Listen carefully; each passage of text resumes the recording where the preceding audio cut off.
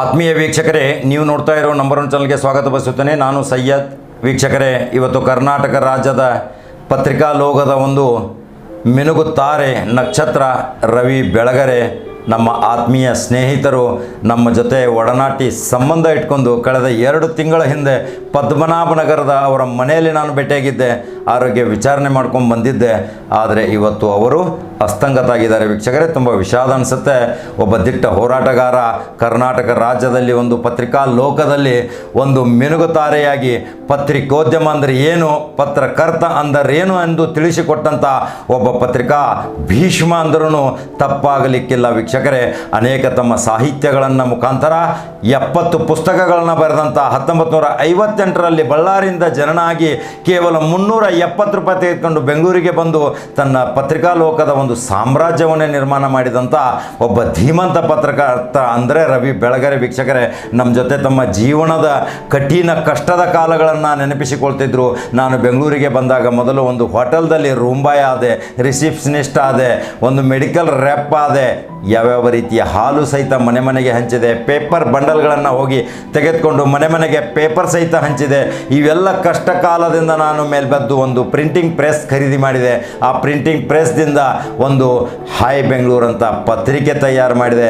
ಇದೆಲ್ಲವನ್ನು ತಮ್ಮ ಸವಿಸ್ತಾರವಾಗಿ ತಮ್ಮ ಮನದಾಳದ ಮಾತುಗಳನ್ನು ಎಂಥ ಕಠಿಣ ಕಷ್ಟದ ಕಾಲದಿಂದ ನಾನು ಬಂದೆ, ಇವತ್ತು ಯಾವ ಈ ಕರ್ನಾಟಕ ರಾಜ್ಯದಲ್ಲಿ ಒಂದು ಪತ್ರಿಕಾ ಲೋಕದಲ್ಲಿ ನಾನೊಂದು ಹೆಸರು ವಾಸಿಯಾದೆ ಅನ್ನೋಲಿಕ್ಕೆ ಅನೇಕ ಉದಾಹರಣೆ ಸಮೇತ ಹೇಳ್ತಿದ್ರು.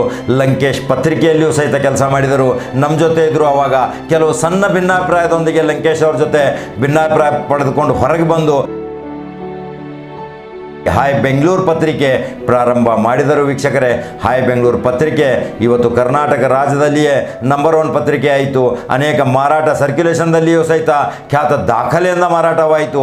ಅವರು ಅನೇಕ ರೀತಿಯ ಕಾದಂಬರಿಗಳನ್ನ ಬರೆದರು, 70 ಪುಸ್ತಕಗಳನ್ನ ಬರೆದಂಥ, ಅದರಲ್ಲಿ ಎಲ್ಲರ ಜನಮೆಚ್ಚುಗೆ ಗಳಿಸಿದಂಥ ಓ ಮನಸ್ಸೇ, ಭೀಮಾ ತೀರದ ಹಂತಕರು, ಪುಲ್ವಾಮಾ ದಾಳಿಯ ಒಂದು ಸಂದರ್ಶನ, ಕಾರ್ಗಿಲ್ ಯುದ್ಧದ ಸಂದರ್ಶನ, ಎಂತೆಂಥ ಒಂದು ಓ ಹುಡುಗರೇ ನೀ ಹಿಂಗೆ ನೋಡಬೇಡ ನನಗೆ ಹೇಳಿ ಹೋಗು ಕಾರಣ, ಒಂದು ಇಂದಿರ ಮಗ ಸಂಜಯ್ ಅಂತ ಪುಸ್ತಕ ಅವರದು, ಅಂತರಾತ್ಮದ ಧ್ವನಿ ಪುಸ್ತಕ, ಓ ಮನಸ್ಸದಿಂದ ಜಗತ್ತನ್ನೇ ಗೆಲ್ಲುವಂಥ ಕನ್ನಡಿಗರನ್ನು ವಿದೇಶಿಗರನ್ನು ಸಹಿತ ಬೆರಗುಗೊಳಿಸಿದಂಥ ಒಬ್ಬ ಧೀಮಂತ ಪತ್ರಕರ್ತ 62ನೇ ವಯಸ್ಸಿನಲ್ಲಿ ಇವತ್ತು ಅಸ್ತಂಗತರಾಗಿದ್ದಾರೆ. ಅವರ ಬಗ್ಗೆ ಒಂದು ಸ್ವಲ್ಪ ಸಂಕ್ಷಿಪ್ತ ಹೇಳ್ತೀನಿ. ಅವರು ಯಾವ್ಯಾವ ಪ್ರಶಸ್ತಿ ತೆಗೆದುಕೊಂಡು: ಕರ್ನಾಟಕ ಪತ್ರಿಕಾ ಅಕಾಡೆಮಿ ಪ್ರಶಸ್ತಿ, ಜೀವಮಾನದ ಸಾಧನೆ ಪ್ರಶಸ್ತಿ, ಕರ್ನಾಟಕ ಸಾಹಿತ್ಯ ಅಕಾಡೆಮಿ, ಜನಪ್ರಿಯ ಕಾದಂಬರಿಕಾರರು ಸಹಿತರಾಗಿದ್ದರು. ಹಿಮಾಲಯನ್ ಬ್ಲಂಡರ್ ಮತ್ತು ಭೀಮಾ ತೀರದ ಹಂತಕರು, ಕಾರ್ಗಿಲ್ ಸ್ಥಳ, ಭೂತಕ ಪಾತಕಿಗಳ ರಹಸ್ಯ, ಭೂಗತ ಪಾತಕಿಗಳ ಅನೇಕ ರಹಸ್ಯ ತಾಣಗಳ ಅಡ್ಡೆಗಳ ಮೇಲೆ ಯಾವ್ಯಾವ ರೀತಿ ಏನೇನು ಮಾಡ್ತಾರೆ ಅನ್ನೋದು ಸಂಪೂರ್ಣವಾಗಿ ಪುಸ್ತಕದೊಂದಿಗೆ ಧಾರಾವಾಹಿ ಮುಖಾಂತರ ಒಂದು ಹಾಯ್ ಬೆಂಗಳೂರು ಪತ್ರಿಕೆಯಲ್ಲಿ ಸರಣಿ ಲೇಖನಗಳನ್ನ ಬರೆದಂಥ ಕರ್ನಾಟಕ ರಾಜ್ಯದ ಒಂದು ಅದ್ಭುತ ತಾರೆ, ಪತ್ರಿಕಾ ಲೋಕದ ಒಂದು ಧೀಮಂತ ವ್ಯಕ್ತಿ ಇವತ್ತು ರವಿ ಬೆಳಗೆರೆ ಇಲ್ಲ. ಅವರ ಸಂಕ್ಷಿಪ್ತ ವಿವರ, ಅವರ ಕೆಲವು ದೃಶ್ಯಗಳನ್ನ ನಾವು ತೋರಿಸ್ತಾ ಇದ್ದೀವಿ. ವೀಕ್ಷಕರೇ, ಇಂಥ ಒಂದು ಪತ್ರಿಕಾ ಲೋಕ ತುಂಬಲಾರದ ನಷ್ಟ ಆಗಿದೆ. ಇವತ್ತು ಸರ್ಕಾರದ ವಿರುದ್ಧ ತೀಕ್ಷ್ಣ ದಾಳಿ ಸಹಿತ ಮಾಡ್ತಿದ್ರು ತನ್ನ ಪತ್ರಿಕೆ ಲೇಖನಿ ಮುಖಾಂತರ.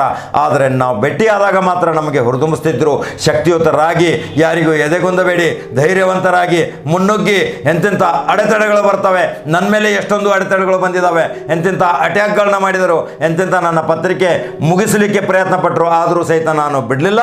ನೀವೆಲ್ಲರೂ ಯಾವಾಗಲೂ ಪಾರ್ಟ್ ಟೈಮ್ ಪತ್ರಕರ್ತರಾಗಬೇಡಿ, ಫುಲ್ ಟೈಮ್ ಪತ್ರಕರ್ತರಾಗಿ 24/7 ಯಾವಾಗಲೂ ಪತ್ರಿಕೋದ್ಯಮದಲ್ಲೇ ಬದುಕಿ, ಬೇರೆ ಉದ್ಯೋಗ ಮಾಡಲಿಕ್ಕೆ ಹೋಗಬೇಡಿ. ಯಾವ್ಯಾವ ಉದ್ಯೋಗ ಮಾಡಿಕೊಂಡು ಕೈ ಸುಟ್ಕೊಳ್ಬೇಡಿ. ಪತ್ರಕರ್ತನಾಗಿಯೇ ಕೊನೆ ಜೀವನ ತಮ್ಮ ಉಸಿರು ಬಿಟ್ಬಿಡಿ ಅಂತ ಹೇಳ್ತಿದ್ರು. ಇವತ್ತು ತಮ್ಮ ಪತ್ರಿಕಾ ಲೋಕದಿಂದಲೇ ಇವತ್ತು ಕೊನೆ ಉಸಿರು ಬಿಟ್ಟಿದ್ದಾರೆ. ಅವರಿಗೆ 2 ಧರ್ಮ ಪತ್ನಿಯರು, 2 ಪುತ್ರಿಯರು, 2 ಪುತ್ರರು ಎಲ್ಲರನ್ನ ಅಗಲಿದ್ದಾರೆ. ಅವರ ದುಃಖ ತಾಳಲಾರದೆ ಮುಗಿಲು ಮುಡ್ತಾ ಇದೆ ದುಃಖ. ಕರ್ನಾಟಕ ರಾಜ್ಯದಲ್ಲಿ ಅವರ ಮನೆಗೆ ಹೋದರೆ ಎಲ್ಲರಿಗೂ ಸಹಾಯದಿಂದ ಭಾರಿ ಆತ್ಮೀಯತೆಯಿಂದ ಕರೆದು ಮಾತಾಡಿಸಿದ್ರು. ಯಾವುದೇ ಒಂದು ಸಮಸ್ಯೆ ತೆಗೆದುಕೊಂಡು ಹೋದರೆ ಸಂಬಂಧಪಟ್ಟ ಇಲಾಖೆ ಅಧಿಕಾರಿಗಳಿಗೆ ಬೆಚ್ಚಿ ಬೀಳಿಸುವಂತೆ ಅವರಿಗೆ ವಿನಂತಿ ಮಾಡಿ ಅವರ ಕೆಲಸ ಮಾಡಿಕೊಡ್ತಿದ್ರು. ಅವರು ಕುಂತಲ್ಲೇ ಒಂದು ರಾಜಕೀಯ ಮಂತ್ರಿಯಾಗಿ ಕೆಲಸ ಮಾಡ್ತಿದ್ರು. ಆದರೆ ಯಾವುದೇ ಶಾಸಕ ಮಂತ್ರಿ ಸ್ಥಾನಕ್ಕೆ ಆಸೆ ಪಡಲಿಲ್ಲ. ತಮ್ಮ ಕಾದಂಬರಿ ಮೂಲಕ ಅವರಿಗೆ MLC ಸ್ಥಾನ ನಾಮಕರಣ ಮಾಡೋಕ್ಕೋಸ್ಕರ ಕರ್ನಾಟಕ ಪತ್ರಿಕಾ ಅಕಾಡೆಮಿ ಮುಖಾಂತರ ಬಂದಾಗ ಸಹಿತ ಅವರು ನಿರಾಕರಣೆ ಮಾಡಿದರು. ನಾನು ರಾಜಕೀಯದಲ್ಲಿ ಬಂದು ಒಂದೇ ಇದರಲ್ಲಿ ನಾನು ಮತ್ತೆ ಹೋಗ್ಬೇಕಾಗತ್ತೆ. ಆದರೆ ನನಗೆ ರಾಜಕೀಯ ಬೇಡ, ರಾಜಕೀಯ ರಹಿತನಾಗಿ ನನ್ನ ಪತ್ರಿಕಾ ಮುಖಾಂತರ, ನನ್ನ ಲೇಖನಿ ಮುಖಾಂತರ ಒಂದು ಕ್ರಾಂತಿ ಮಾಡ್ತೀನಿ ಅಂತ ಹೇಳಿದಂಥ ಒಬ್ಬ ಧೀಮಂತ ಕರ್ನಾಟಕ ರಾಜ್ಯದ ಉದಯೋನ್ಮುಖ ಒಂದು ಲೇಖನಿಗಾರ, ಪತ್ರಕರ್ತ, ಕಾದಂಬರಿಕಾರ, ಸಾಹಿತ್ಯಕಾರ ಇವತ್ತು ರವಿ ಬೆಳಗೆರೆ ನಮ್ಮನ್ನು ಬಿಟ್ಟಗಲಿದ್ದಾರೆ. ಅವರ ಕುಟುಂಬಕ್ಕೆ ಅವರ ಸುಖ ಶಾಂತಿ ಕೊಡಲಿ, ನೆಮ್ಮದಿ ಕೊಡಲಿ, ದುಃಖ ತಡೆಯುವಂಥ ಶಕ್ತಿ ಆ ಪರಮಾತ್ಮ ನೀಡಲಿ. ನಂಬರ್ 1 ಚಾನಲ್ ಯಾವಾಗಲೂ ಅವರ ಜೊತೆ ಇದೆ. ಅವರ ಪ್ರತಿಯೊಂದು ಕೃತಿಗಳನ್ನು, ಪ್ರತಿಯೊಂದು ಕಾದಂಬರಿಗಳನ್ನು ನಾವು ಆದಷ್ಟು ಮಟ್ಟಿಗೆ ಪ್ರಕಟಗೊಳಿಸಲಿಕ್ಕೆ ಪ್ರಯತ್ನ ಮಾಡ್ತೇವೆ ವೀಕ್ಷಕರೇ. ಇವತ್ತು ಪತ್ರಿಕಾ ಲೋಕಕ್ಕೆ ಒಂದು ತುಂಬಲಾರದ ನಷ್ಟ ಆಗಿದೆ. ಅವರು ಅಭಿಮಾನ್ ಪತ್ರಿಕೆಯಲ್ಲಿ ಕೆಲಸ ಮಾಡಿದರು, ಅಭಿಮಾನ್ ಪತ್ರಿಕೆಯನ್ನು ಸಹಿತ ಬೆಳೆಸಲಿಕ್ಕೆ ಪ್ರಯತ್ನ ಪಟ್ಟರು. ಅಲ್ಲಿಯೂ ಕೆಲಸ ಬಿಟ್ಟು ಮತ್ತೆ ತಮ್ಮ ಸ್ವಂತಕ್ಕೆ ಬಂದರು. ಸ್ವಂತ ನಿರ್ಮಾಣದಿಂದ ಇವತ್ತು ಕರ್ನಾಟಕ ರಾಜ್ಯದಲ್ಲಿ ಒಂದು ಮೈಲಿಗಲ್ಲನ್ನು ಸ್ಥಾಪಿಸಿದಂಥ ಪತ್ರಿಕಾ ಧರ್ಮವನ್ನು ಕಾಪಾಡಿದಂಥ ರವಿ ಬೆಳಗೆರೆ ಕರ್ನಾಟಕದ ಅನೇಕ ರಾಜ್ಯ ಮಂತ್ರಿಗಳು ಸಹಿತ ಶೋಕ ವ್ಯಕ್ತಪಡಿಸಿದ್ದಾರೆ. ಯಡಿಯೂರಪ್ಪ ಶೋಕ ವ್ಯಕ್ತಪಡಿಸಿದ್ದಾರೆ. ಅವರ ಪದ್ಮನಾಭನಗರ ಪಕ್ಕದಲ್ಲಿಯೇ ಕುಮಾರಸ್ವಾಮಿ ಅವರ ಮನೆ ಇದೆ, ಅವರು ಸಹಿತ ಶೋಕ ವ್ಯಕ್ತಪಡಿಸಿದ್ದಾರೆ. ಅಲ್ಲಿಂದಲೇ ನಾವು ಹಾದು ಹೋಗಬೇಕಾಗತ್ತೆ.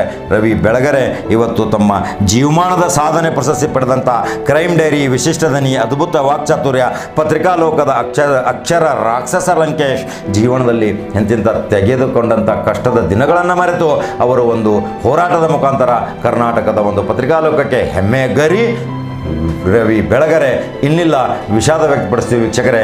ಅವರ ಆತ್ಮಕ್ಕೆ ಶಾಂತಿ ಸಿಗಲಿ, ಅವರ ಕುಟುಂಬಕ್ಕೆ ನಷ್ಟ ಆ ಪರಮಾತ್ಮ ತುಂಬಿಕೊಡಲಿ ಅನ್ನೋದೇ ಇವತ್ತಿನ ವಿಶೇಷ ಸುದ್ದಿ ವೀಕ್ಷಕರೇ. ಮತ್ತೆ ಮಹತ್ವವಾದ ಸುದ್ದಿಯೊಂದಿಗೆ ಬರ್ತೇನೆ ವೀಕ್ಷಕರೇ. ನಮಸ್ಕಾರ.